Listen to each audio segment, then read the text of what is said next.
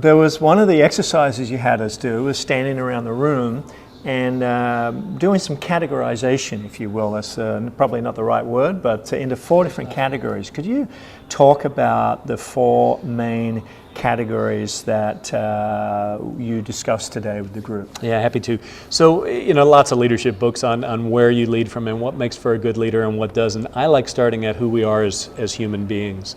And as humans, we're really essentially a combination of 4 different unique parts. We're physical beings, we have physical bodies, we can create physical things, but we're also intellectual beings. Yeah? We're minds that can think, and those minds can give us skills and talents and things we can do in the world around us. Those 2 kind of seem complete, but they're not really, because we're also emotional beings. We're hearts that can feel.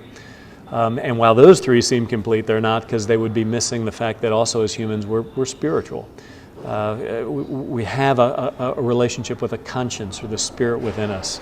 So we're 4-dimensional beings: body, mind, soul, and spirit. And as leaders, we tend to have at least one of those that is particularly our well-defined go-to way of leading. We're down in the trenches physical leaders, or we're intellectual leaders and thought leaders, or we're emotional leaders capable of giving speeches that get people feeling things, or we're spiritual leaders and we're leading by the truth that we're putting out into the world, and people follow us because they know they should. And so most of us have one of those 4 that's our default way of leading and being. And as we go through life, we also transform, and we used to be here, and because of the challenges we faced, we've developed some more capacity in some other areas.